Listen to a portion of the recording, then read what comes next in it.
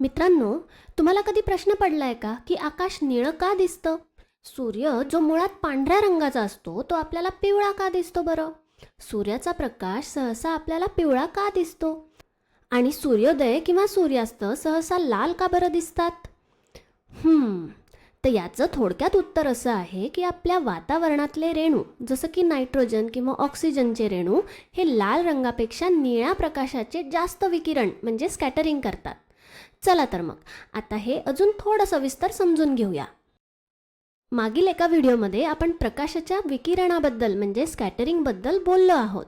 मुळात जेव्हा प्रकाश एखाद्या लहान कणावर आदळतो तेव्हा तो कण सर्व दिशांना प्रकाश परावर्तित करतो आणि यालाच आपण विकिरण म्हणतो. जेव्हा हा विखुरलेला प्रकाश आपल्या डोळ्यात प्रवेश करतो तेव्हा तो कण ज्या रंगाचे विकिरण करत असेल त्या रंगाचा तो कण आपल्याला दिसतो. म्हणजे पिवळ्या रंगाचं विकिरण होत असेल तर तो कण आपल्याला पिवळा दिसेल. आता इथे गंमत अशी आहे की आपल्या वातावरणातले रेणू प्रकाशाच्या सगळ्या रंगांचे समान प्रमाणात विकिरण करत नाहीत. पहा, प्रत्यक्षात पांढरा रंग हा 7 रंगांनी बनलेला असतो. VIBGYOR किंवा त्याला आपण मराठीत ताना पिही नि पाजा असं ओळखतो, बरोबर? हे इंद्रधनुष्याचे 7 रंग असतात.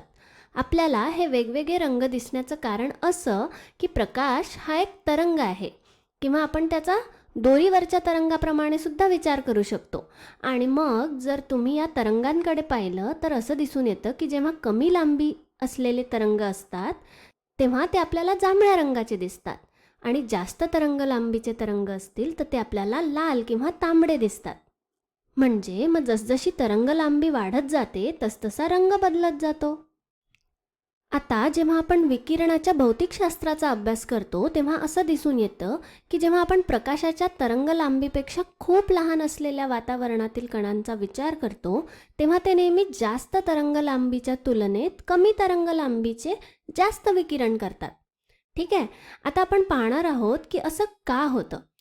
आता आपण आधीच पाहिलं की हे थोडं कठीण आहे, पण असं दिसून येतं की कमी तरंग लांबी जी आपल्याला जांभळ्या रंगाची दिसते ती कमी तरंग लांबी हिचं जास्त विकिरण होतं आणि जी जास्त तरंग लांबी आहे जी आपल्याला लाल दिसते तिचं कमी विकिरण होतं. त्यामुळे जर पांढरा प्रकाश येत असेल आणि वातावरणातल्या एखाद्या रेणूवर आदळत असेल तर ते लाल प्रकाशापेक्षा निळ्या प्रकाशाचं खूप जास्त प्रमाणात विकिरण करतात, कारण लाल रंगाच्या तुलनेत निळ्या रंगाची तरंग लांबी कमी आहे, साधारण इथे आहे, बरोबर? मग आता तुम्हाला प्रश्न पडला असेल की निळाच रंग का, जांभळा का नाही? त्याची तरंग लांबी तर अजून कमी आहे, हो की नाही? मग याचं कारण असं आहे की सूर्य हा मुळातच जास्त जांभळा प्रकाश निर्माणच करत नाही. त्यामुळे येणाऱ्या सूर्यप्रकाशात जांभळा प्रकाश फारसा नसतोच आणि म्हणून विकिरण झालेल्या प्रकाशातही जांभळा रंग जास्त प्रमाणात नसतो. आपल्याला जांभळा रंग न दिसण्याचं आणखी एक कारण म्हणजे आपले डोळे जांभळ्या रंगांसाठी फारसे संवेदनशीलच नसतात. ह्या दोन्ही गोष्टी एकत्र केल्यामुळे आपल्याला जांभळा रंग दिसत नाही. आपल्याला हा पारवा आणि निळा असे 2 रंग दिसतात, ज्याला आपण सहसा निळा किंवा आकाशी असं म्हणतो. तर तो निळा प्रकाश असतो ज्याचं सर्वात जास्त विकिरण होतं आणि म्हणून वातावरणातले रेणू चमकतात. कोणत्याही दिशेने पाहिल्यास ते निळ्या रंगाचे दिसतात. ठीक आहे, मग आता आपण आपल्या सगळ्या प्रश्नांची उत्तरं देण्यासाठी तयार आहोत. तर सगळ्यात पहिले वातावरणच नसतं तर आपल्याला काय दिसलं असतं ते पाहूया. समजा दिवस आहे, म्हणजे सूर्य अगदी आपल्या डोक्यावर आहे असं समजूया. साधारण दुपारची वेळ, तेव्हा प्रकाशाची किरणे अशी सरळ खाली येत असतील. आता जर आपण सूर्याच्या दिशेने पाहिलं म्हणजे वरच्या दिशेने पाहिलं तर आपल्याला पांढऱ्या रंगाचा सूर्य दिसेल. पण जर आपण इतर कुठल्याही दिशेने बघितलं, इतर कुठल्याही दिशेने प्रकाश येत नाही आहे, कारण सगळे प्रकाश किरण फक्त सरळ वरून खाली येतात आहे, बरोबर? म्हणून मग आपण इतर दुसऱ्या कुठल्याही दिशेला बघितलं तरी आपल्याला काहीच नाही दिसणार.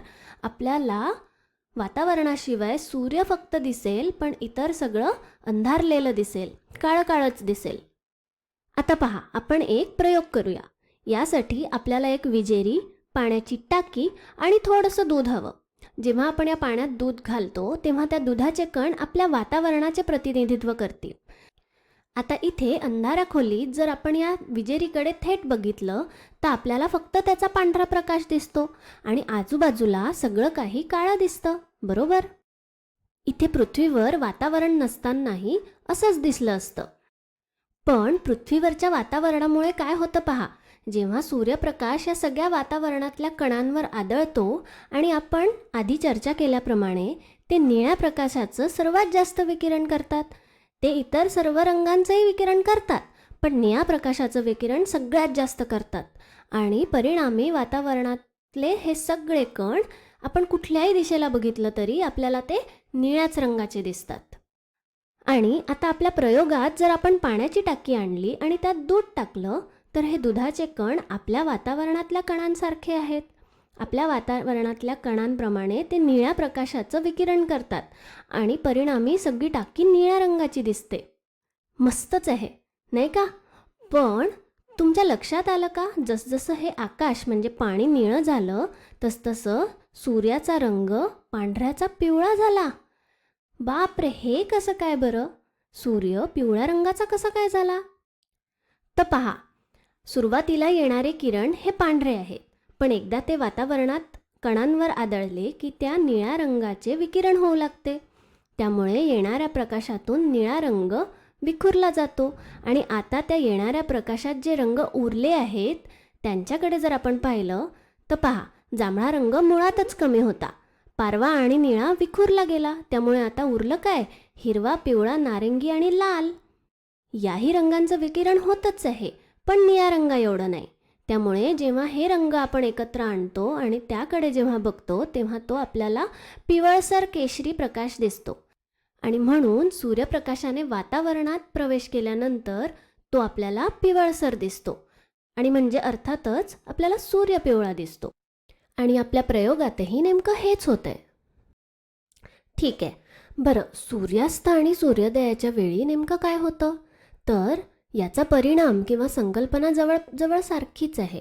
आता फक्त फरक एवढा आहे की सूर्य क्षितिजाजवळ आहे. तर समजा सूर्य इथे असेल तेव्हा सूर्यप्रकाशाची किरणे वातावरणातून मार्ग काढत आपल्यापर्यंत पोचतात. आता लक्षात घ्या की पूर्वीच्या तुलनेत त्यांना वातावरणातून बराच जास्त प्रवास करावा लागतो. त्यामुळे हा प्रकाश आपल्या डोळ्यांपर्यंत पोहोचेपर्यंत केवळ निळाच प्रकाश नाही तर जवळपास हिरवा आणि पिवळा रंगही नाहीसा झालेला असतो, कारण तो आणखी बऱ्याच वातावरणातील रेणूंवर आदळत येत असतो. त्यामुळे फक्त तोच रंग उरतो ज्याची तरंग लांबी खूप जास्त आहे आणि त्याचं सगळ्यात कमी विकिरण झालेलं असतं आणि तो म्हणजे नारंगी लाल.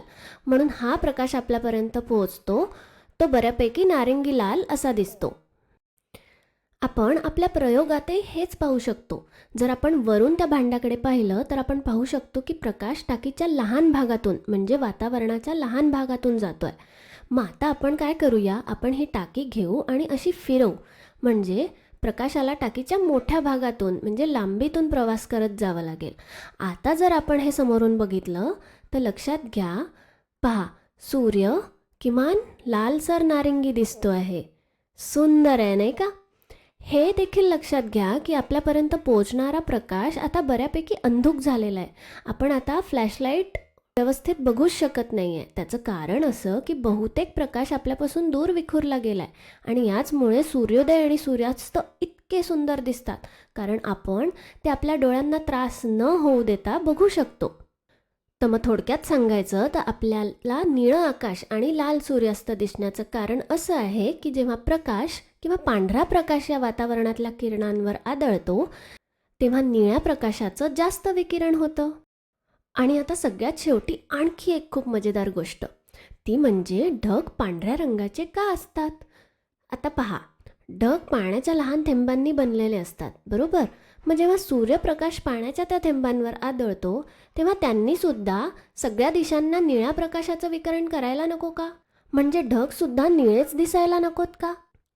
पण असं आहे की जे कण तरंगलांबी म्हणजे प्रकाशाच्या तरंगलांबींपेक्षा खूप लहान असतात तेच त्यांचं विकिरण करू शकतात, म्हणजे तेच निळ्या रंगाचं विकिरण करतात आणि लाल रंगाचं कमी करतात.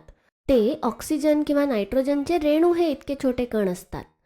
पण ढगांमध्ये आढळणारे पाण्याचे कण हे मोठे असतात, ते पाण्याचे थेंब असतात, ते या तरंगलांबींपेक्षा बरेच मोठे असतात.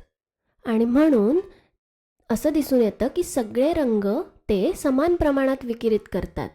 त्यामुळे ढगांमध्ये आढळणारे पाण्याचे थेंब हे खऱ्या अर्थाने प्रकाशाच्या तरंगलांबीपेक्षा बरेच मोठे असतात.